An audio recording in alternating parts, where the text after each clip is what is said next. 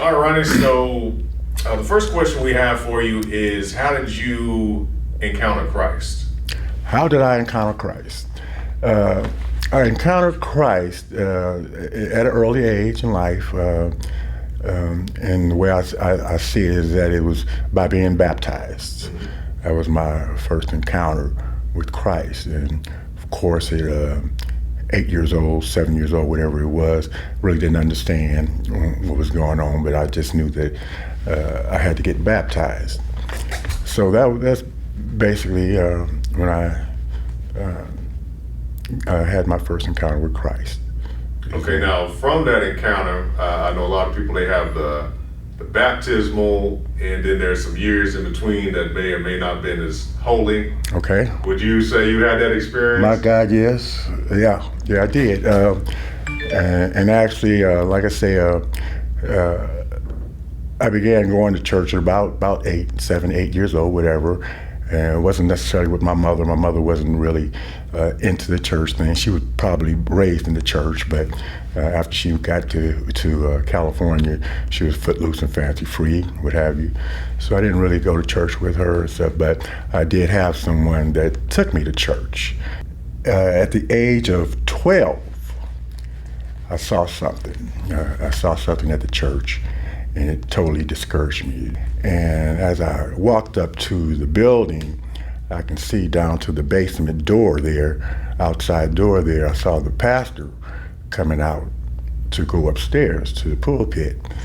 And he got to the top of the stairs and lifted up his robe and pulled out a bottle.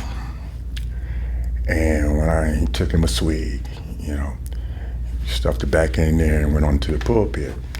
And I saw that, and that jacked me up. It really did. And I didn't go to church. I didn't go in the building.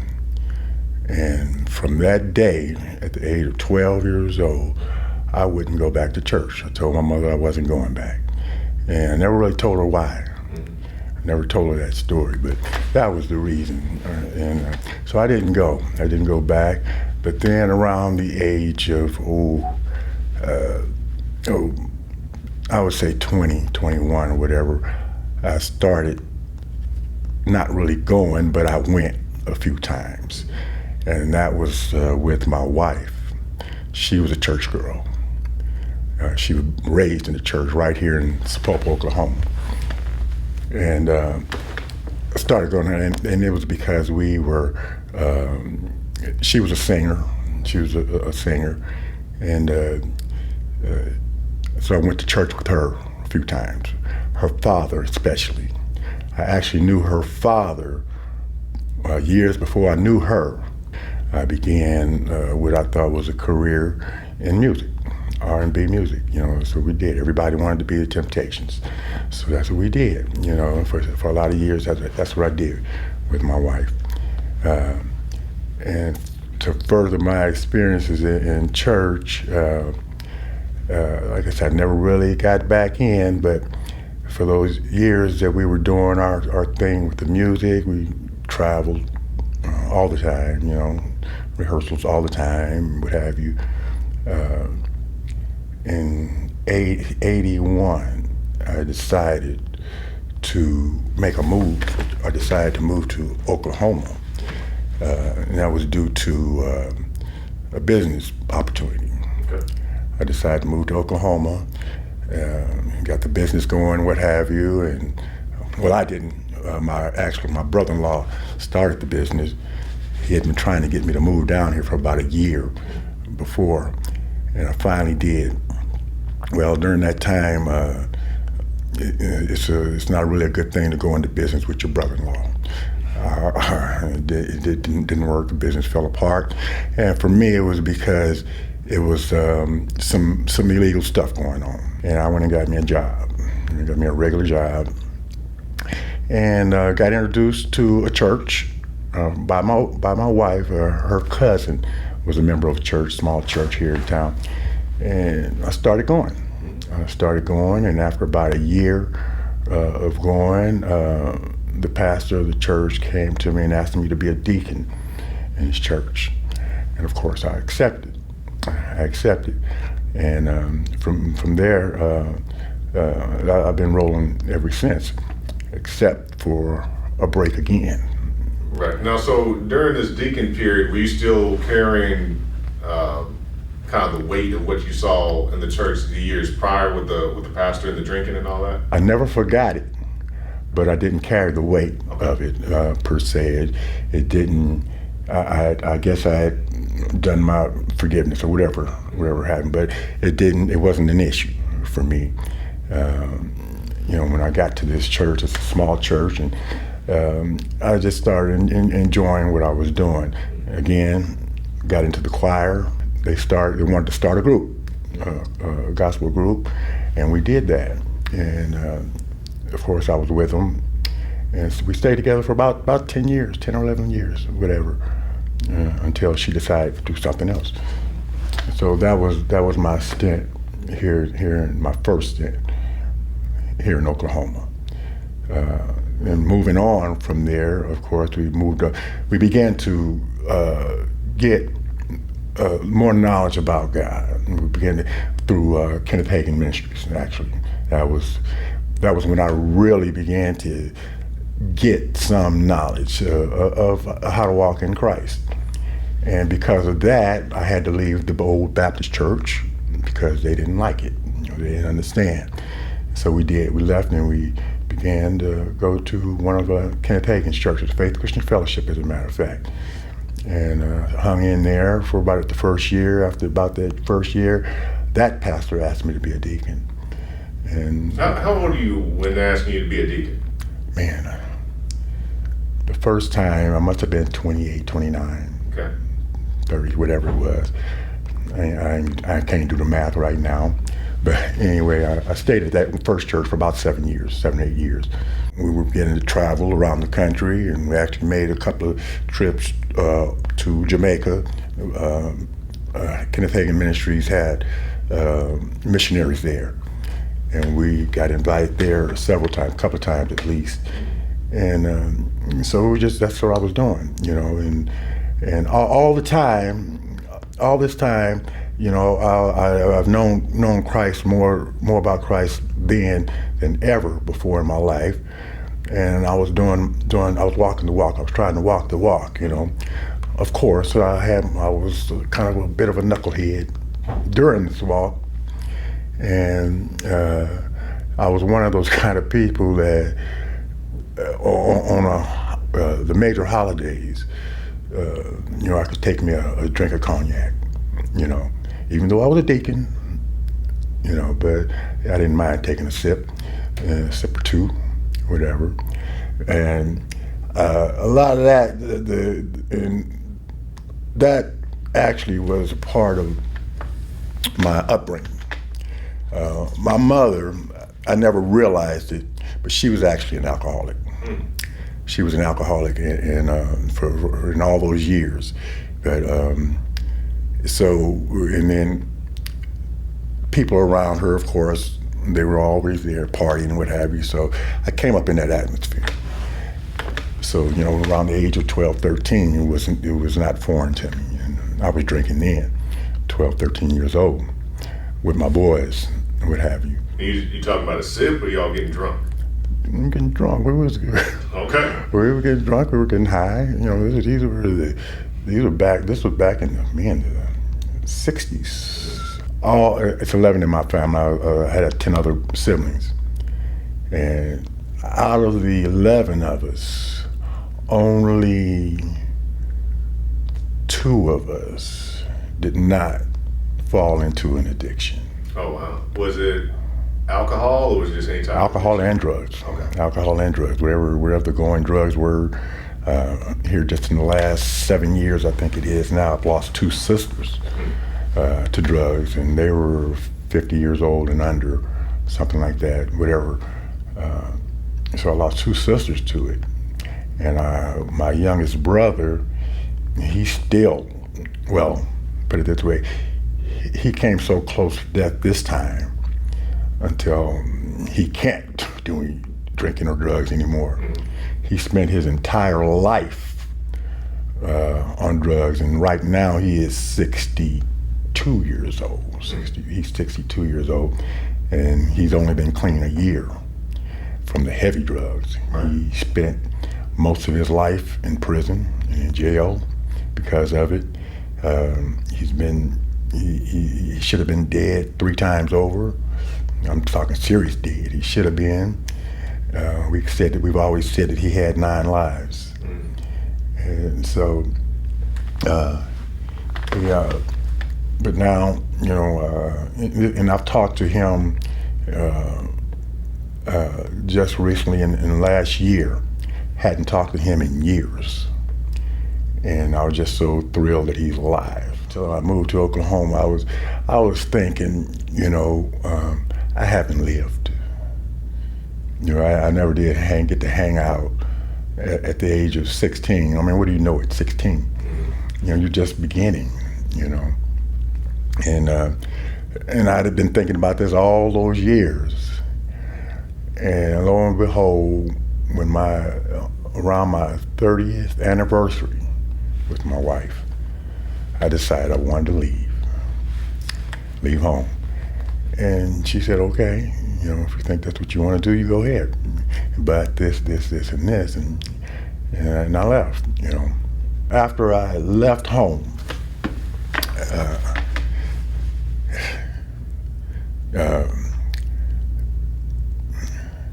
this is when I met my wife now, Patrice. And Patrice was, of course, she's gorgeous as all get out. And, there was no resisting that. And Patrice was kind of an enabler. She was an enabler to me. She allowed me to drink. And from there, it was more and more until look up, and I am a full-blown alcoholic. I guess in 2003 or 4, something like that, I started going to church with her, Church of Christ, and was totally unfulfilled because of Church of Christ. They're a denominational type church, and they're stuck in ways that, just didn't hit me at all. But I was drunk every day anyway, so it really didn't matter. I was just making the scene with her. But anyway, she had been searching for a church for a few years. She was searching for a new church. She wanted to get out of that also. She had ventured out years before she met me into other churches and what have you, and she had grown some because of it, but she was still searching when she met me, and after a few years we had been together. And lo and behold, she found Going Hard for Christ Church. My understanding was that when Patrice first came here, she wasn't too impressed with Pastor. Is that a... Oh my God, man, and she wasn't. And she would tell me a lot of stuff about the church and stuff, and she actually wanted me to come. And of course, I was totally resistant because it would cut into my activities, my drink time, what have you.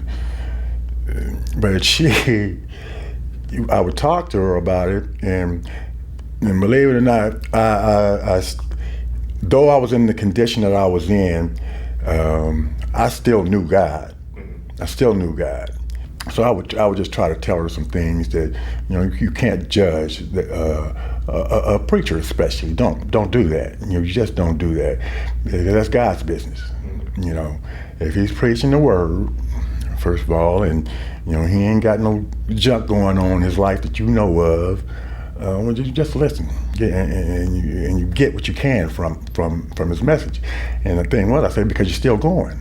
I was in San Francisco when the Jonestown massacre happened over in Guyana, and so that's I actually had my boss lost his family, and I remember we were at work, and I used to hear about Jim Jones all the time, but so one day he came and he told us he's going to be off work, and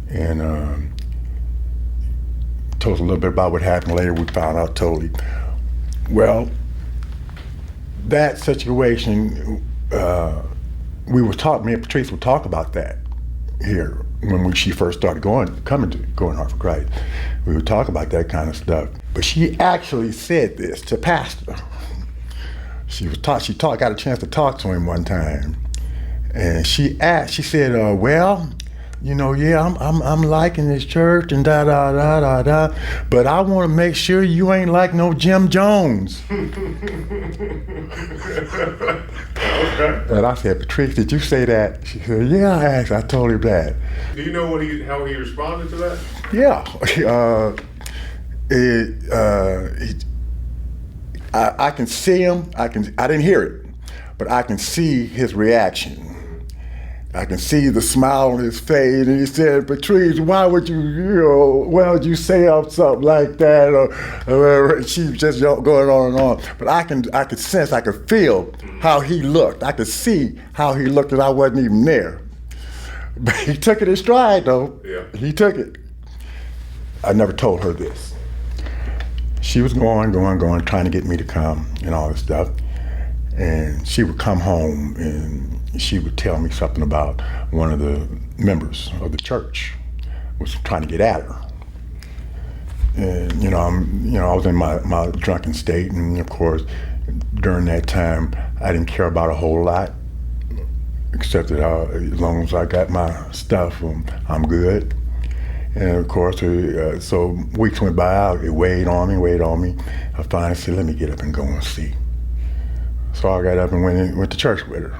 She was thrilled to death that I would go to church with her. And when I got here, and I heard the word as it came forward, I had to set up myself. And I was probably in a state of a hangover when I did that. But I had to sit up and listen. And we went on and we began talking about it and stuff. And here I am. I'm trying to see who this dude is, in the church, just trying to get at her. That's what I'm trying to really see. I'm checking that out. And I found all that out. I seen who it was and all this kind of stuff. This dude even greeted me like I was his brother, and stuff. So. Did he know she was married? Huh? Did he know that she was married? Yeah, he knew. Oh, okay. He knew. He knew she was married. Yeah, but anyway, he tried to greet me and treat me like I was his brother or something. Well, I know that old routine. I used to play them games. Okay, so I knew what he was about. And I was sitting in my garage one morning. She was getting ready for church and stuff, and she headed out. And she come back into the garage, I was sitting there. She said, "What's the matter?" And I said, "Well," I said, "something is going on with my spirit." I said, I don't know. I just don't know. And I didn't know, but I did know. It was God. It was God tugging on me. I would come into church and I would stand on my aisle right there. In the Baptist church, you got your own seat. Everybody got their seat. Right. Well, I had mine. And that's where I sat every Sunday. And that's the aisle the pastor would walk down. And he'd walk down, his little strut that he had, and he'd reach over and shake my hand real quick, when he go on. He'd keep it pushing. And it was one time he did that. This time he stopped. And he looked at me and he said, "Son, what's wrong with you?" Like that, like it was something visibly wrong with me. And the thing was, it was something wrong with me. Not just my hangover. Maybe he sensed that, or maybe even smelled the liquor on me or something, I don't know. But anyway, he asked me that. And at that moment, I said, I got some things wrong. I'm not feeling well, something like that. So he knew it was something, but he had to keep pushing on to the pulpit and get service going. I would go as far as I would not drink Saturday night. I wanted to make sure I was clean for Sunday morning. I mean, you play with your mind. You play games right. when you're in that state of mind. So that's what I did, so it's been ever since, So I'm there now. 3 years, and I don't see any end. And it just started with a reference that you didn't want to come into the house drunk or hungover. Exactly. I had to stop that. I had to stop that part anyway. And of course, had some pretty traumatic things was happening to me all during this time. I guess I must have been going hard for Christ Church 6-8 months or whatever, and something happened. My oldest son got shot. He got shot 9 times, and he survived. And here's the kicker to my son and how this relates to Pastor Lawrence. My son and Pastor Lawrence are the same age. My son knew Juju. He didn't run with him because they were in opposite gangs, but he knew of Juju. My son did not use drugs, but he sold drugs, and he was one heck of a salesman. He made a lot of money selling drugs. I was late finding out anything was going on. And when I finally did find out, I had to get him out of here. I had to get him out of Tulsa. Got him out of here. And there's a story about that goes along with that. But that connection, when I heard Pastor's testimony and look at my son's life, Kari, they were the same, exactly the same, 6 months apart in age. So my problem with Pastor Lawrence this is my problem that I had was, he was like my son. He's the same age as my son. His life was like my son's. My son spent time in prison behind what he was doing. Pastor Lawrence spent his time in prison, just like my son. So when I hook all of this stuff up in my mind, I had a problem with him because he was just a sunlight. So, how am I gonna listen to him? How can I listen to him? How can I do what he say? He like my son. I hooked all that up. And it took me a minute. It really did take me a minute to figure that out, to totally disregard his age. I had to put his age out of my mind. But I was personally so impressed with how he was drawing in these young men, right? With the craziest histories, the prison time and the abuse that they committed, all the stuff that they had. But he was able to draw these young men.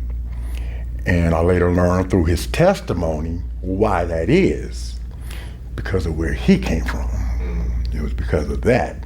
That's why he was able to. And after a while, I felt like, I know what he's trying to do. He got all these youngsters, these young brothers trying to do something. I want to help him. And I figured the only thing I could really do was just be here. Where I might have thought that I wanted to hang with the 18-year-olds, 16-year-olds and help them and stuff. No, he got me with the 10-year-olds. And the thing is, I've learned so much from these little jokers. I've learned a whole lot, and this is my second year in Game Time. I signed up for the 1 year because I know they were trying to formulate everything, get everything organized and what have you. They needed help. So that's the only reason why I agreed to a 1 year term with that. Well, here it is, year 2, and I'm still doing it. I didn't give it up, and I ain't even signed back up for it. It's just I hope they still got my application, and just put a check off another year on there, and let's keep rolling. These kids have affected me like I said, right now I'm dealing with grandkids, a bunch of little young grandkids, and these are Patrice's. They're not my paternal, but they mine. You know, that's my thinking. These are mine. I was with every one of them when they were born, so these are mine. I get to help raise them, and there's a major thing, a major issue with me on why game time for me. You know.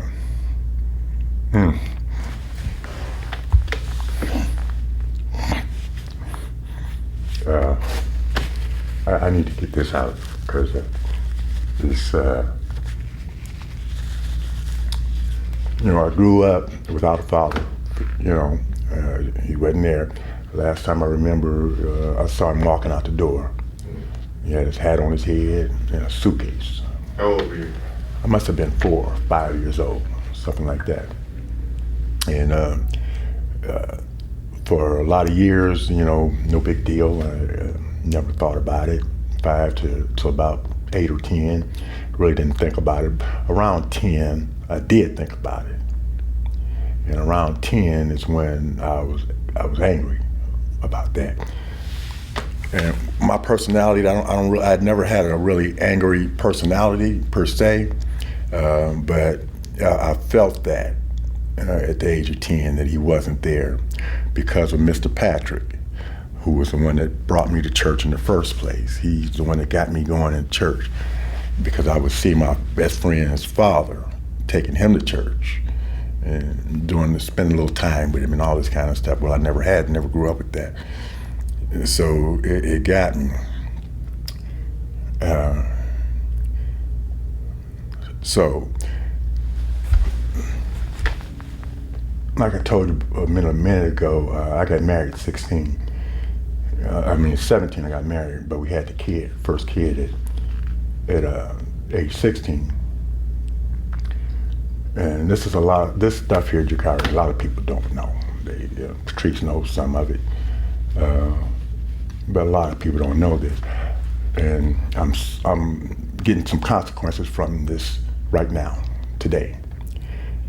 And this kid, our first kid, I actually adopted him. Me and his mother, we were singing together a few years earlier, before he was born. We were singing together. We did on the side of the building with a bunch of guys and stuff, and just be out there singing, what have you. Miss Armstrong called the police on us and all that, because we was out there so late drinking beer and all that. But anyway, she got pregnant, and next time I saw her, you know, she was big-bellied and what have you, and you know, no sweat off my nose. You know, it wasn't my issue, wasn't my problem or nothing. But we were still friends.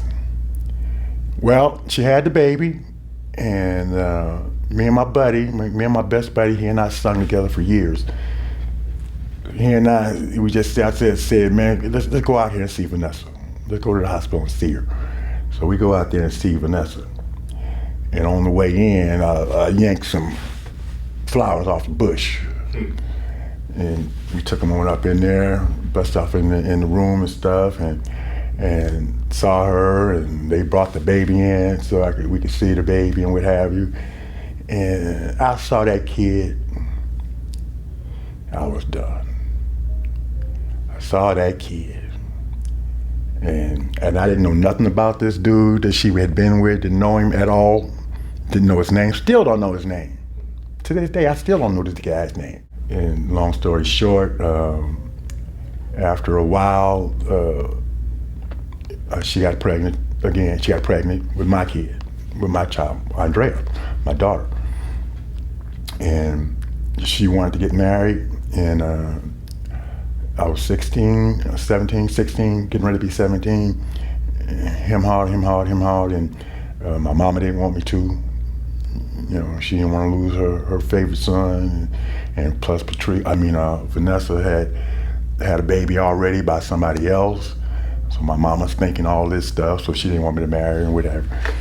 But Vanessa was pregnant with my child, so it was a wrap. and I married her. And we started raising this kid. Well, came time I wanted to adopt him. And went down to the courthouse, all that good stuff, and the judge looked at me and said, son, you don't want to do this. You really don't want to do this. And I said, yes, I do. He said, well, he said, I'll tell you what. He said, you go home right now and you come back and see me in 1 year. And if you still want to do this, if you come back, we talk about it. Sure enough, I couldn't wait till that year was up. I went back, happened to get the same judge, and he said, I remember you. And I told him, yeah. I said, well, I want to go. I want to do this. He didn't ask me no questions or nothing. He didn't say nothing. He said, here, well, here. And he started signing papers. He just started signing papers. And that was that. So right now, today, and the thing is, I never told him this story. It was one of them kind of situations. I wanted to tell him for some years, but I couldn't tell him because his mama didn't want me to, my mama didn't want me to, her mama didn't want me to. Nobody wanted me to tell him. That was their mentality, though. And so I didn't. Well, of course, it had to come out. It just came out about, not even 10 years ago, 6, 7 years ago, it came out. And so I've been dealing with that. I didn't talk to my son for about 4 years. Mind you, I was in this drunken state for those. So he was angry with you? Oh yeah, he was angry. He was angry. He was more angry with his mother.